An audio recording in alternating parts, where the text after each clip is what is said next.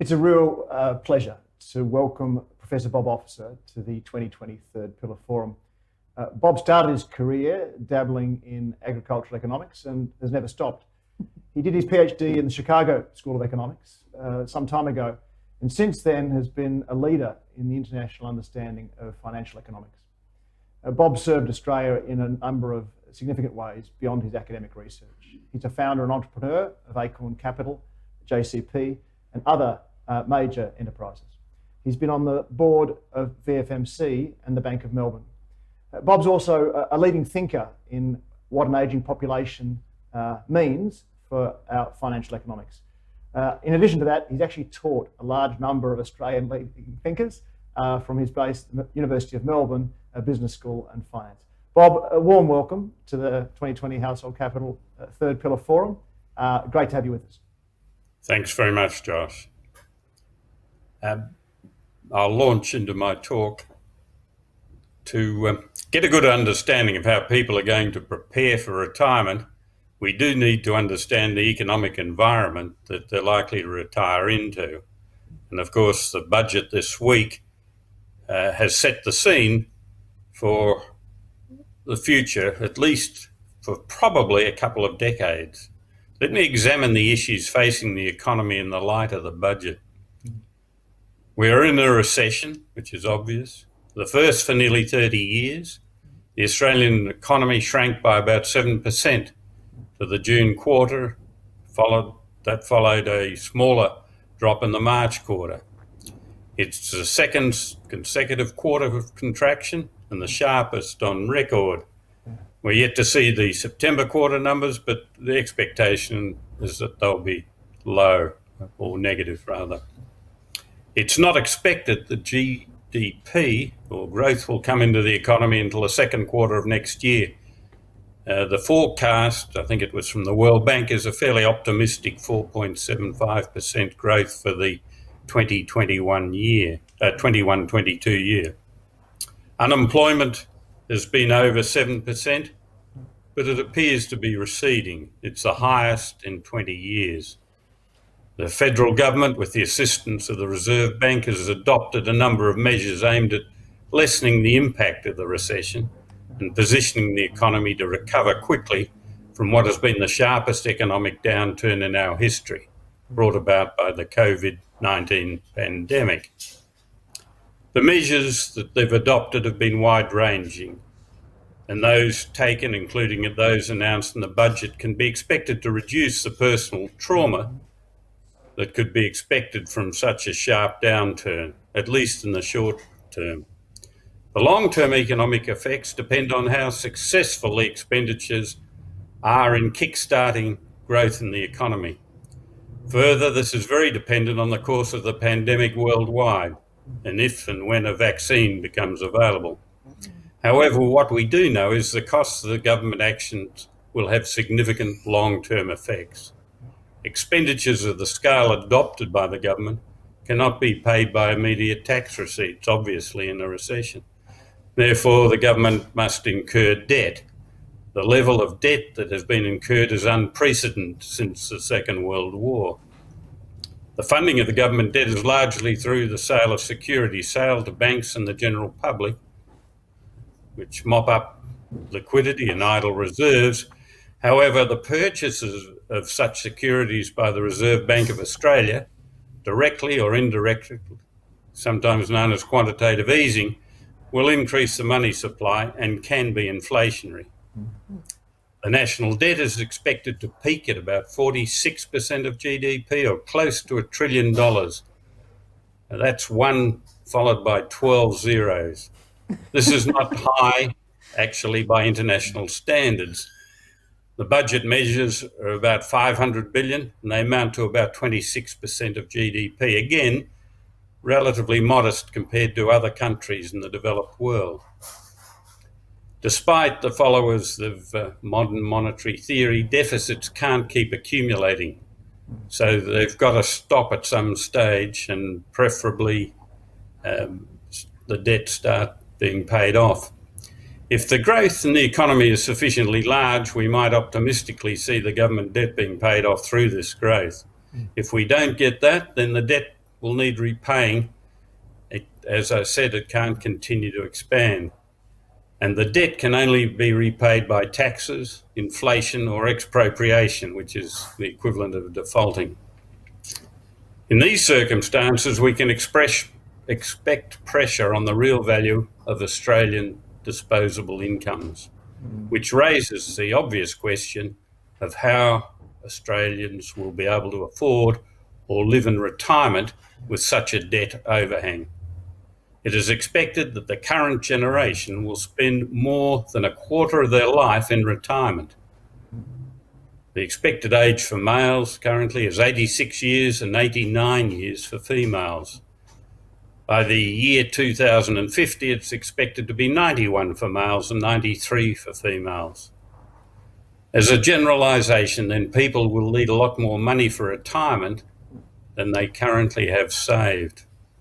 It's not expected that the age pension will be able to be increased to the extent that the majority of Australians would consider a reasonable standard of living. Super can help, but the majority of Australians, the current level of superannuation savings is insufficient to maintain their current level of consumption in retirement. According to the Association of Superannuation Funds of Australia, a comfortable retirement standards at current level is about $62,000 a year. If we assume a 4% yield over 20 years, this means you need about $840,000 in a retirement super fund.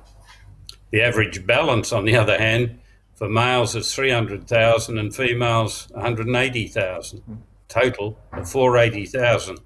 A considerable gap of the order of $300,000 if a comfortable retirement is to be funded from superannuation.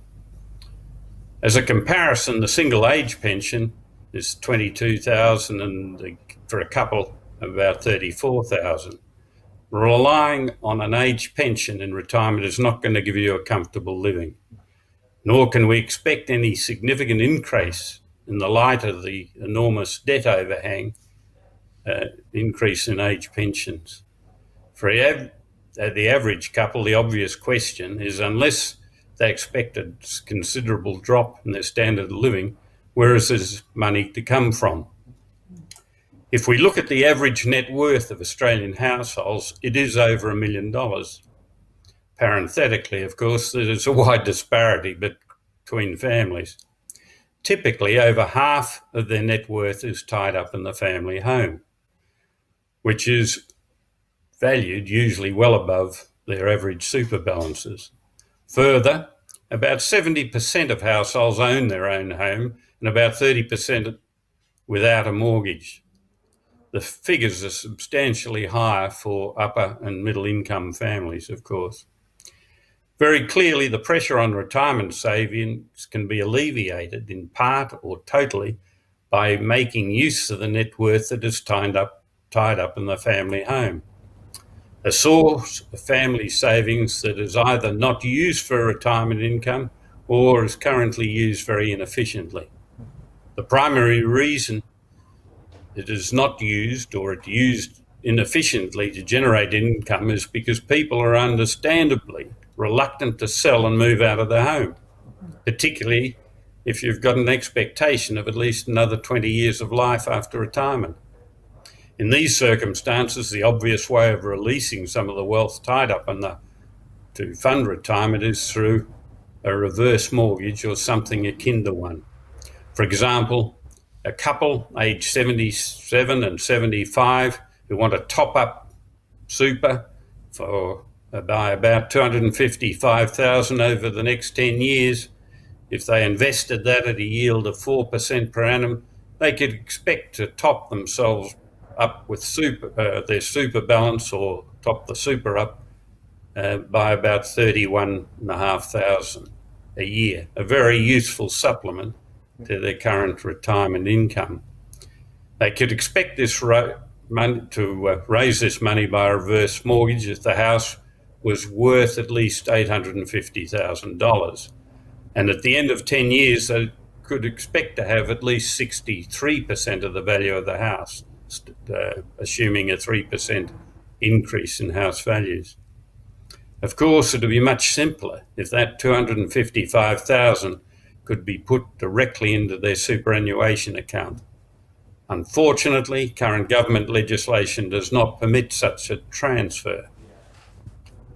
It would be better for all concerned, including the government, if such transfers were permissible.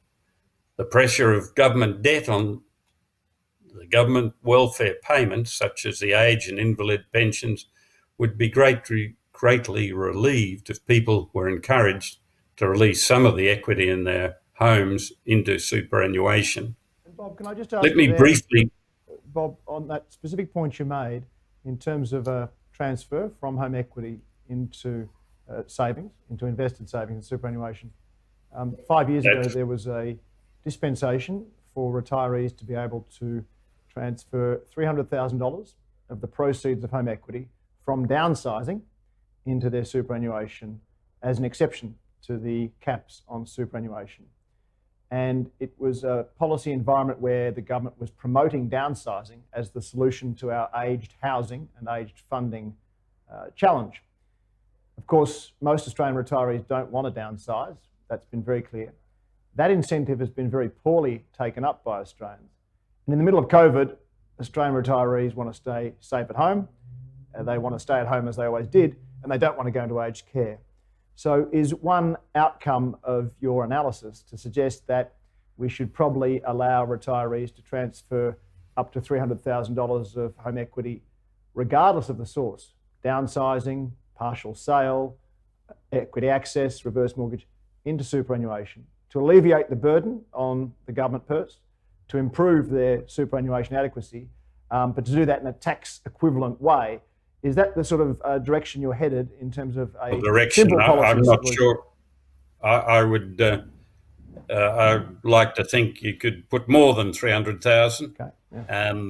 Because at the moment, of course, you can sell your house tax-free.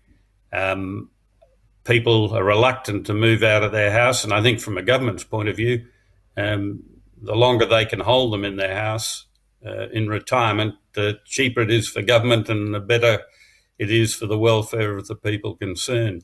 So that I wouldn't necessarily limit to 300,000. Okay, well, that's interesting. It's a pernicious situation where the moment you do the right thing and downsize according to the old policy, you lose your pension because you've got an asset.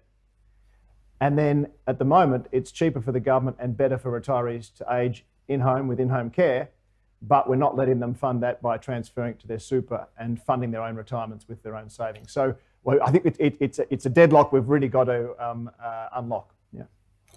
Well, I think you're right. I think common sense really will compel any government to start looking at this.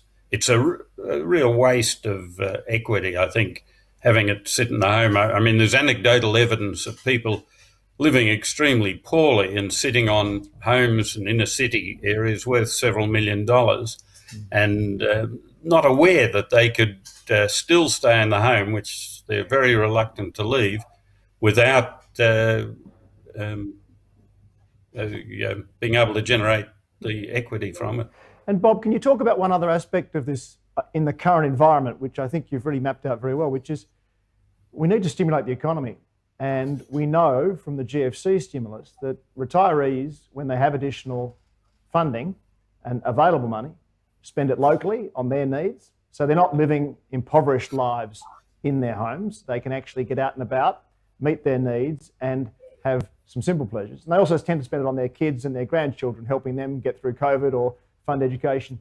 So what would you say would be the sort of, is there a multiplier here? In the UK, the multiplier is that for every dollar drawn of home equity, it's a 2.3 to 2.6 multiplier in the real economy. And in a low growth environment, there's $1 trillion of home equity and some billions of that every year distributed through retirees to meet their needs locally might have a stimulatory effect and might start to regrow the economy as well as meet those needs. How do you start to see the financial economics of stimulating the economy through accessing home equity at a national level and really getting the third pillar working for Australia? Well, I think all the points you made are very valid. It's unquestionable that people in retirement, and I can speak to a degree personally in this. You've got more time for travel and expenditures, and you're very conscious of how your children and grandchildren are going. So to have those extra dollars without having to wait till you pass on to the next world, very useful, and certainly they'll be spent. All right. Bob, I think we're out of time, but thanks again. Your contribution to the national debate about ageing, the economy, finance, your teaching of that to generations of people who now are part of the debate, and your contribution to our specific area of meeting the challenge of longevity, housing and ageing has been superb, and we thank you for it. Thank you very much, Bob. Thank you, Josh.